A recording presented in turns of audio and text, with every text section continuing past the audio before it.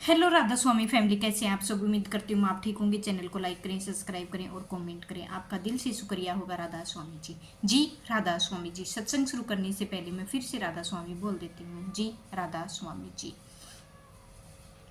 देखो, हमने सोचा है कभी हमारा पर्दा ही नहीं खुला है तो नाम लेने का फ़ायदा क्या है। हम सिमरन भी करते हैं, कोशिश भी करते हैं, लेकिन हमको डबल टाइम देके हमारा पर्दा खोलना ज़रूरी है। ये आपने कभी सोचा है? ये सोचने की बात है। आप ज़रूर सोचिए, इस पर वर्णन करें। हमारा पर्दा कैसे खुले, हमें कितना ध्यान देना है, हम कितने कदम चले हैं, कितने कदम और रह गए हैं। हमको ये माइंड में हमेशा रखना है। करोड़ों रुपया दबा पड़ा हुआ है, निकला हुआ नहीं है, कोड़ी कोड़ी मांगते मर गए हैं, या खाली आया खाली चला गए हैं। यही हाल हमारा रहा है। अगर महात्मा से रास्ता लेकर रोज सवेरे 2 घंटे दे दें, अंदर पर्दा खुल जाएगा, रूह रूहानी मंडलों पर चली जाएगी। और लेकिन यह हालत बयान करने वाली नहीं है। गुरु नानक साहब कहते हैं, नाम हीरा है और नाम जवाहरात भी है, मगर हीरा मिट्टी है और जड़ है। नाम चेतन दुनिया में कोई बढ़िया कीमत चीज नहीं है। जिसकी मिसाल दे तुलसी साहब कहते हैं कि मेरी जुबान उसका बयान नहीं कर सकती है। वह unwritten law and unspoken language है, यानी अनलिखित अनबोली भाषा है। वह जुबान या बयान नहीं की जा सकती है। अब अगर गुरु मिले, उससे राह लेकर आसमानी मंजिलों पर जाओ और वह ब्रह्मा परब्रह्मा की सैर कराएगा। कौम नहीं छोड़नी है, मजहब नहीं छोड़ना है। अपनी कौम में, अपने मजहब में रहकर पर्दा खोलना है। किताबें पढ़ने से मुक्त नहीं है, बिल्कुल भी मुक्ति नहीं है। जिस तरह से जो इंजीनियर डॉक्टर के पास कर लेगा और इंजीनियर बन डॉक्टर बन जाएगा, उसी तरह है आप भी पर्दा खोलकर मालिक से मिलाप कर लो। अब अगली कड़ी में फरमाया गया है, मगन होए बैठ फिर घट में, फिर घट में, मगन होए बैठ फिर घट में। तो आगे समझाया गया है कि हमें इतना मगन होना है, कि सतगुरु में इतना मगन होना है कि हमें घट को पार करना है। हमारे सतगुरु से मिलाप जरूर करना है। सतगुरु के मिलाप के बिना हमारी अधूरी जिंदगी है और अधूरी ही जिंदगी रह जाएगी। हमें पूरा टाइम देना है और ऐसे ही हमें टाइम देते रहना है। जिस वक्त तू रूहानी मंडलों पर जाएगा, आगे तेरा पद खुलेगा, अमृत बरस रहा होगा, ज्योति जल रही होगी और वहाँ बड़े बड़े ऋषि मुनि रूप के बैठे हैं। गुरु गोविंद जी कहते हैं कि जब तक शिष्य के अंदर ज्योति प्रकट ना हो, वह खाली खाली सा नहीं, हर एक शरीर में सांस चल रही है। फिर रूहें त्रिकुटी जाएंगे। मुसलमान इसे मकामी वो कहते हैं, लेकिन वह देखने से ताल्लुक रखती है, जब उसे बयान नहीं कर सकती है। जब तू इंद्रियों को जीतकर ऊपर चढ़ेगा तो तू ब्रह्मा के देश पर फतेह पाएगा। अब अगली कड़ी में फरमाते हैं, जी कुटुंब संग, जी कुटुंब संग 4 दिन, जी कुटुंब संग 4 दिन नाता। तो 4 दिन का ये कुटुंब का नाता है। आगे वर्णन किया गया है कि मोह संग क्यों, संग क्यों पड़ा, मोह संग क्यों पड़ा। तो आगे समझाते हैं कि कहते हैं कि यह कौम है, यह मजहब है, यह ऐसो इरासत है, यहाँ जायदाद है। 4 दिन का खेल है, इसे 4 दिन के बाद भूल जाएंगे। सतगुरु शरीर नहीं, सतगुरु एक पावर शक्ति है जो सारे खंडों ब्रह्मांडों को पैदा करती है। सतगुरु वह पावर या ताकत है जो उजाड़ों या पहाड़ों जंगलों में शिष्य की संभाल करती है। जब सतगुरु को प्रत्यक्ष कर लो, सतगुरु साथ हैं। मकान बंद करके बैठ जाओ, सतगुरु साथ हैं।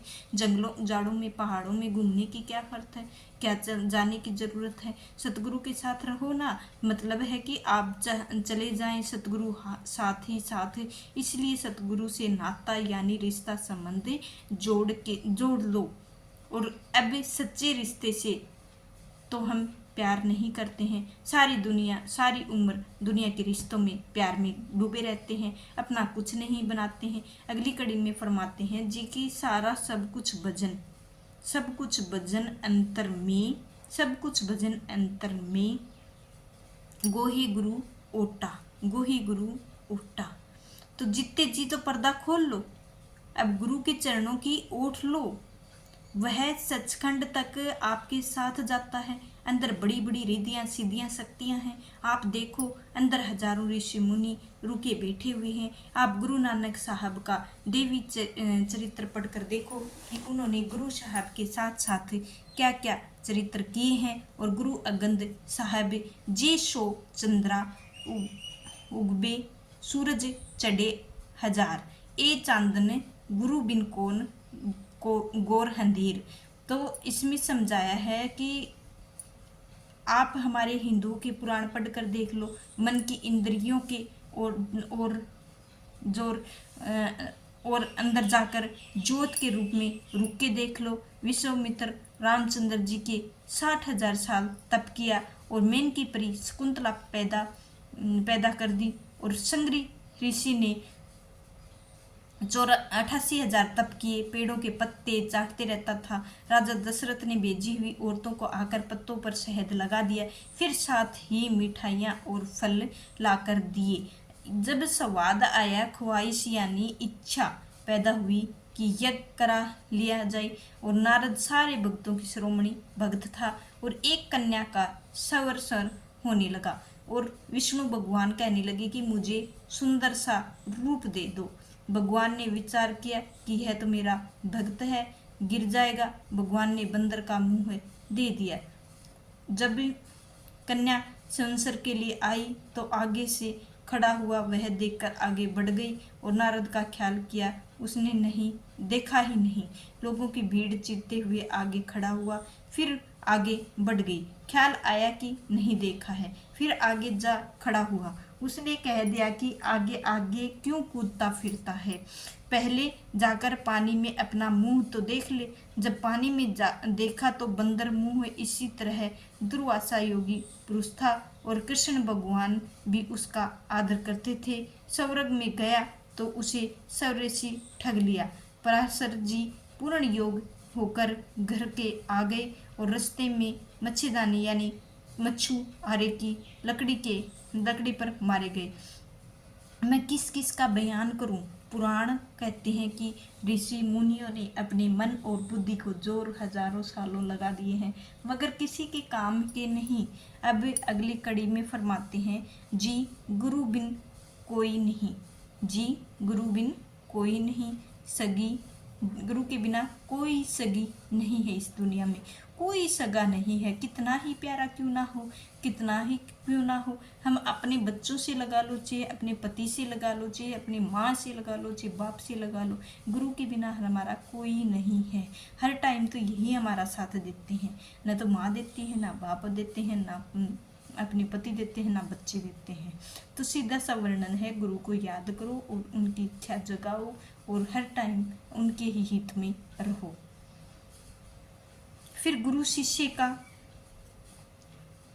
बल्कि अपना सेवा करना है और आपको अपने गुरु से मिल जाए, ताकि क्या हो जाए कि यानी आपको मरकर जिसके साथ जीना है उसी के साथ प्यार करो, उसी से युक्ति पूछो, उसी के साथ जाने की राह पूछो। अगली कड़ी में फरमाया है कि जी करेंगे काज, जी करेंगे काज वह तेरा, जी करेंगे काज वह तेरा, पाप मिटेगा, वह पाप मिटेगा। पहले स्थूल पिंजरा है और फिर सूक्ष्म है।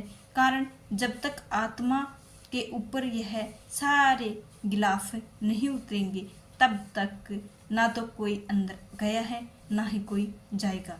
अगर लिफाफों के उतारने की कोई दवा है या नाम है तो हम नाम कहो या गुरुनी कहो, यह तो अंदर जाकर ही पता लगेगा। जब रूहानी मंडलों में जाएंगे तो इसे गुरु की पदवी का पता लगता है।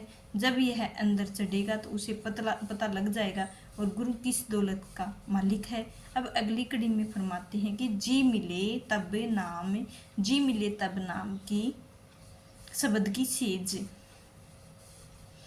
जा अपने गुरु की मदद और गुरु की कृपा से ही अंदर चढ़ेगा और तुझे नाम का रंग चढ़ेगा। दुनिया के रंग उतर जाते हैं, नाम के रंग नहीं उतरते हैं।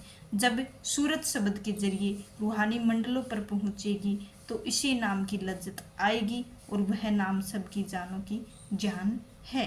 नामों की कुल खंडों ब्रह्मांडों बनने वाला है। गुरु अमरदास जी कहते हैं कि तप पर लो शब्द हावे शब्द ही फिर ओपत होवे। जो ताकत दुनिया की बनती है मिटती है वही प्राण संगली के गुरु के। नानक साहब कहते हैं कि शब्द धरती और शब्द आकाश है, शब्द प्रकाश है, शब्द धरती बनाई हुई है, शब्द का आकाश बनाया हुआ है। एक कुछ नजर आ रहा है शब्द में पैदा हुआ है। फिर महाराज गुरु नानक साहब कहते हैं कि सारी सृष्टि शब्द के पार सब कुछ आश्रय है। कुल कायनात जो है शब्द की बनाई हुई है। अब भी शिष्य पूछता कि वह शब्द रहता कहाँ है। कहते हैं नानक शब्द घट घटे अच्छे सबके अंदर और जरे जरे में मौजूद, मगर मिलता कब तक। अंदर चढ़कर आँखों को खोलें और जाएं और पूरी पहचान करें। बिजली है, सूर्य चंद्रमा है, तारे हैं, वहाँ पर नहीं। हम बिजली सारे देखते हैं, लैंप में भी, चंद्रमा में भी, या सितारों के और आँखों के। और क्या क्या कहते हैं कि अर्जुन साहब नानक अखियाँ बेन जिन्नी दिशो माँ परी, जिसे मालिक देखा जाता है वे आँखें और हैं। अब अगली कड़ी में फरमाते हैं कि जी भाग तेरा बड़ा, भाग है वो तेरा बड़ा है, जगह है बड़ा ही जगा हुआ है। और जाए तो सारे खिलाफ उतर जाए, पहुंचकर गुरुमुख बनना है। और हमें तेज रोशनी की गैस के लंप के ऊपर 10-20 टाट पर्दे चढ़ा देने हैं और रोशनी गुम हो जाएगी। जो जो पर्दे उतरते जाएंगे रोशनी होती जाएगी और सारे पर्दे उतार देंगे। लैंप की पूरी रोशनी प्रकाश देगा।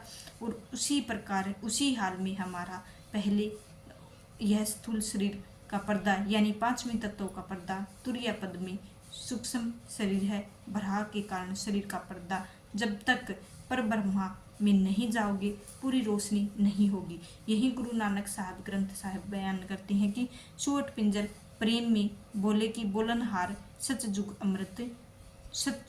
अमृत पिए उड़े ताका वार। रूह है रूपी और तोता इन पिंजरों में बैठा हुआ है, दुनिया की बोलियां बोलता है। जब वह अंदर तब्जु देगा, अंदर अमृत बरसाना शुरू हो जाएगा। जब यह अमृत पिएगा मन इंद्रियां काबू में आ जाएंगी, यह पिंजरा टूट जाएगा, तोता आजाद हो जाएगा। अब अगली कड़ी में फरमाते हैं जी उठा फिर जाग एक, उठा फिर जाग एक छिन में, उठा फिर जाग एक छिन में सोता।